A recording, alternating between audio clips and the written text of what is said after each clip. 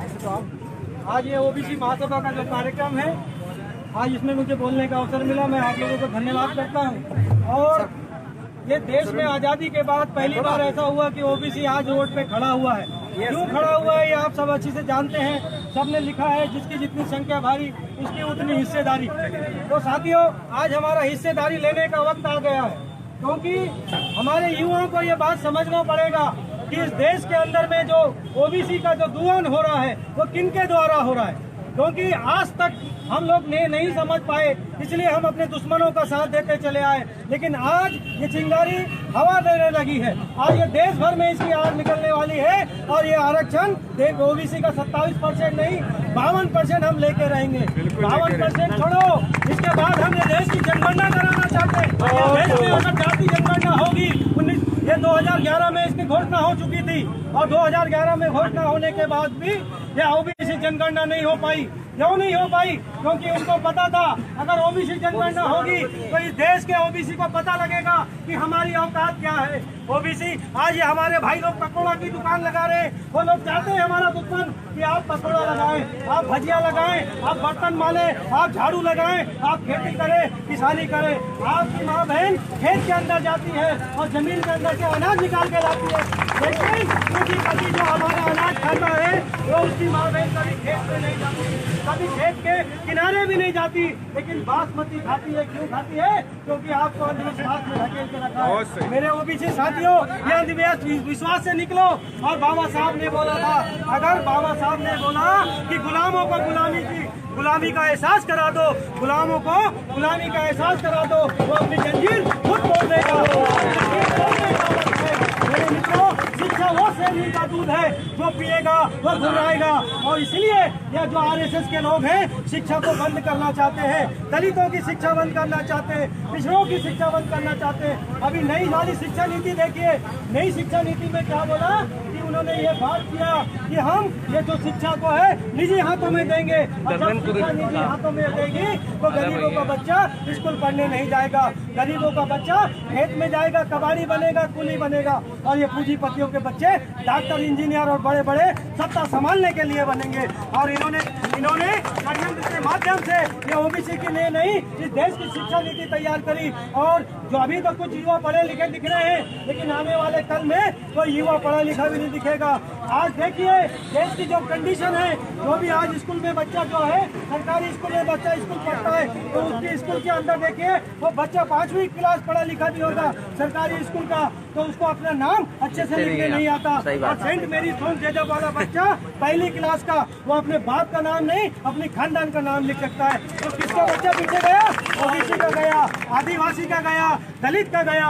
और ये दलितों को हजारों सालों से शिक्षा का अधिकार नहीं था, शूद्रों को शिक्षा का अधिकार नहीं था। लेकिन मैं धन्य मानता हूँ डॉक्टर बाबा साहब आम्बेडकर को, जिन्होंने सबके लिए समान अवसर तैयार किए, समान शिक्षा अधिकार दिए। और उस शिक्षा अधिकार को जब हमने पाया तो हमारे बीच में भी डॉक्टर पैदा हुए, इंजीनियर पैदा हुए और बड़े बड़े पढ़े लिखे लोग पैदा हुए। आज कलेक्टर भी हमारे ओबीसी में आता है, दलितों में आता है। लेकिन पहले क्या होता था आप देख लीजिए, पहले ये होता था कि जैसे मैं चमार जाति का आदमी हूँ तो चमार इस देश में जूता बनाने का काम करेगा, इस देश के अंदर लुहार लोहा पीटने का काम करेगा। इस देश में जाति आधारित काम हुआ करते थे। ये लोग जो बोलते हैं आज कि आरक्षण को बंद होना चाहिए, जाति आरक्षण नहीं होना चाहिए। जाति आरक्षण हजारों साल से चला गया है, तभी तो चमार का बेटा जूता बनाता है और लुहार का बेटा लोहा पीटता है, सोने का बेटा सोना पीटता है। इस कारण से पीटता है क्योंकि वो उसके आरक्षण में दे दिया गया था। इस देश में ये हम बालाघाट जिले में है, और बालाघाट जिले में आप देखिए ये मेन रोड के अंदर में जितनी दुकान है, जितनी दुकान में है क्या एक भी ओबीसी की दुकान है? कोई बोलेगा यहाँ पे एक भी ओबीसी की दुकान है? वो आरक्षण है, वो पूंजीपतियों का आरक्षण है, वो ब्राह्मण बनियों का आरक्षण है। इसलिए सारी की सारी दुकान यहाँ पे बनियों की है, जैनों की है, ब्राह्मणों की है। यहाँ लोधी बाहुल क्षेत्र है, बालाघाट पवार बाहुल क्षेत्र है, उसके बाद भी एक भी लोधी की दुकान वहाँ नहीं मिलेगी। लोधी की तो छोड़ो, पवार की नहीं मिलेगी, वहाँ जवान को दूर की बात है।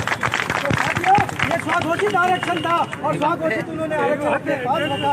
और जब बाबा साहब आम्बेडकर ने इस देश में सबको समानता का अधिकार दिया, पढ़ने का अधिकार दिया, तो हम भी छोटी मोटी दुकान लेके बैठ रहे हैं, हम भी डॉक्टर बन रहे हैं, कलेक्टर बन रहे हैं, इंजीनियर बन रहे हैं। तो हजारों सालों से जिन्होंने आरक्षण अपने पास रखा था उन लोगों को तकलीफ हुई। ये चमार का बेटा कलेक्टर कैसे बन गया, ये महार का बेटा कलेक्टर कैसे बन गया, ये नेता कैसे बन गया। तो इनको वापस बुलाने के लिए ये लोगों ने आरक्षण बंद करने का काम किया, शिक्षा नीति में बदलाव करने का काम किया। मैं आप लोगों से, युवा से निवेदन करता हूँ कि आप लोग अभी लोग जो लोग आंदोलन कर रहे थे, ये आंदोलन हमारा सही दिशा में अभी खत्म होना, युवाओं को पता होना चाहिए कि हमारे पीछे किस टाइप का षड्यंत्र चल रहा है। मैं आपको एक छोटी सी बात बताना चाहता हूँ साथियों, अभी बरसात का मौसम चल रहा है, पतंगे निकलते हैं, आप शाम को देखिए ऐसे पतंगे धनाधन निकलते हैं बिल्कुल एकदम, और थोड़ी देर के बाद में वो लाइट में जल के मर जाते हैं। हम लोगों को ये लाइट में जलने के मरने का काम नहीं करना है, वैचारिक क्रांति लाना है, और वैचारिक क्रांति लाएंगे तो परिवर्तन आएगा। ये ढोल बाजे बजाने से क्रांति नहीं आने वाली है। आज तक हमारा विरोधी चाहता है कि तुम लोग ढोल बजाओ, अंधविश्वास सर पे लेके ढो, और आपको उसके हाथ में कुछ नहीं आया, लेकिन आया तो शिक्षा के कारण आया। इस बदलाव को आपको सोचना पड़ेगा। मेरे युवा साथियों, मेरी बहनों, आप लोग इस बात को विचार करिए कि इस देश के अंदर में आज सावित्रीबाई फुले का, आज मैं शिक्षक दिवस के ऊपर में मैं सावित्रीबाई फुले को नमन करता हूँ कि देश की पहली महिला शिक्षक सावित्रीबाई फुले थी। लेकिन इस देश के बेईमानों ने सावित्रीबाई फुले का इतिहास नहीं बताया, जिसके कारण क्या हुआ आप जानते हैं कि वो जो आज जो शिक्षक दिवस जिनके नाम के बनाया जा रहा है, जबकि सावित्रीबाई पहली महिला शिक्षिका थी, उनके नाम से बनाना था। हमको नहीं तो एससी को किसी को भी पढ़ने का अधिकार नहीं मिला था। पढ़ने का अधिकार मिला तो माता सावित्रीबाई फुले के कारण मिला, नहीं तो हमारी माँ बहनें हम लोग जाके गोबर फेंकती और जाके रोटी बनाने का काम करती।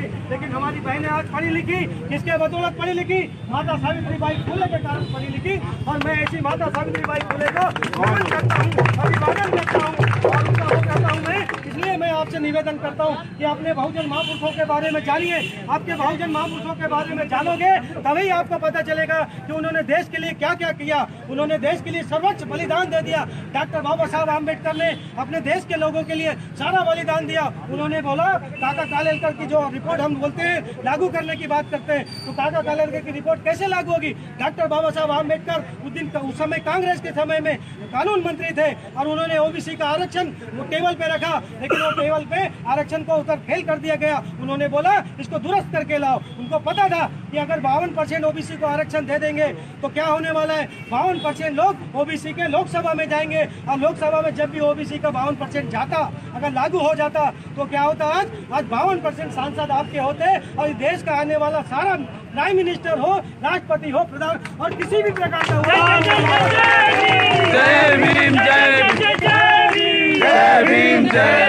जय किसान। उन्होंने षड्यंत्र के माध्यम से उन्होंने बोला इसको दुरुस्त करके लाओ, और बहुत दुरुस्त करने के लिए बाबा साहब ने उस दिन इस्तीफा दे दिए। इस्तीफा इसलिए दिए कि ओबीसी का आरक्षण लागू नहीं किया गया। 15% एससी का आरक्षण लागू किया गया, 7.5% एसटी का लागू कर किया गया, लेकिन 52% को छोड़ दिया गया। अगर 52% लागू होता तो आज देश में प्राइम मिनिस्टर, प्रधानमंत्री ओबीसी का बनता। किसी के आगे हमको भीख मांगने की आवश्यकता नहीं होती। लेकिन आज हम लोग भीख मांगने का काम कर रहे हैं कि हमारा राशन कार्ड बन जाए, गरीबी रेखा का कार्ड बन जाए, शिक्षा दे दो, नौकरी दे दो। अरे जिस दिन आप देने वाले तो बनोगे, उस दिन भीख मांगने का काम हमको नहीं करना पड़ेगा। इसलिए ओबीसी जागो, देने वाले बनो, भीख मांगने वाले नहीं बनो। आपके पास वोट की ताकत है, वोट की ताकत से दुश्मनों का नामो निशान आप मिटा सकते हो। नहीं तो इस देश का संविधान खतरे पे है। अगर इस देश के संविधान को आपको बचाना है, अगर इस देश के संविधान को नहीं बचाएंगे तो हमारा दुश्मन चाहता है कि देश का संविधान खत्म हो जाए और देश के एससी, एसटी, ओबीसी, माइनॉरिटी जहां से निकले थे वापस वहीं पे आगे आ जाए। साथियों, बहुत कुछ कहना चाहता हूं मैं, लेकिन मैं चाहता हूं कि और भी वक्ता को चांस दिया जाए और यह आंदोलन को सुचारू रूप से चलाया जाए और जागरूकता फैलाई जाए। हमारे युवाओं के सामने कैडर लगाया जाए, युवा को बताया जाए कि देश में कैसी राजनीति चल रहा है, कैसा षड्यंत्र चल रहा है, कौन हमारे हिस्से का खाना खा रहा है। आज 52% ओबीसी है, अगर 52% उसको नौकरी में आरक्षण मिलता, नहीं मिला। मंडल कमीशन लागू हुआ, वो भी 2 साल के बाद लागू हुआ। 1990 में मंडल कमीशन लागू हो जाना था, लेकिन उस समय नहीं हुआ, उसके 2 दशक बाद लागू हुआ। अगर वो समय पे लागू होता तो आज हमारे बहुत सारे युवा और आगे बढ़ते। लेकिन उसके बाद मैं एक बताना चाहता हूँ कि जब भी आरक्षण की बात आती है, कोई भी आरक्षण की बात आती है, चाहे एससी का हो, एसटी का हो, ओबीसी का हो, तो आपका विरोध कौन करता है? ये आप निकालिए। क्या आपका विरोध मुसलमान करता है? क्या आपका विरोध दलित करता है? क्या आपका विरोध आदिवासी करता है? कौन आपका विरोध करता है? किसने याचिका लगाई? जरा देखिए, ये नाम दिख रहा है, किसने याचिका लगाई? उठा के दिखाओ, नाम दिखाओ। इधर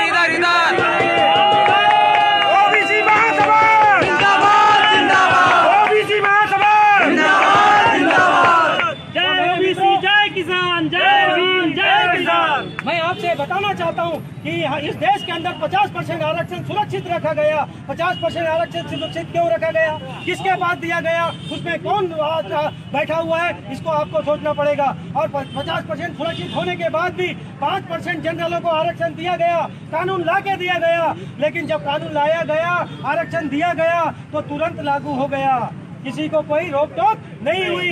किसी भी ओबीसी के भाई ने, किसी दलित भाई ने, किसी आदिवासी भाई ने और किसी मुसलमान भाई ने आपत्ति नहीं लगाई तो इन लोगों ने लगाई किसके? ओबीसी के। तुम लोगों के आरक्षण में ये बार बार आपत्ति लगाते, आप लोग कभी इनके आरक्षण में आपत्ति नहीं लगाते हैं। तो मेरे मित्रों, हम चाहते हैं जियो और जीने दो का नारा चाहते हैं कि आप भी खाओ। बराबर संख्या के आधार पे हमको आरक्षण मिलना चाहिए। जिसकी जितनी हिस्सेदारी है, उसकी उतनी संख्या भारी है, उसकी हिस्सेदारी मिलना चाहिए।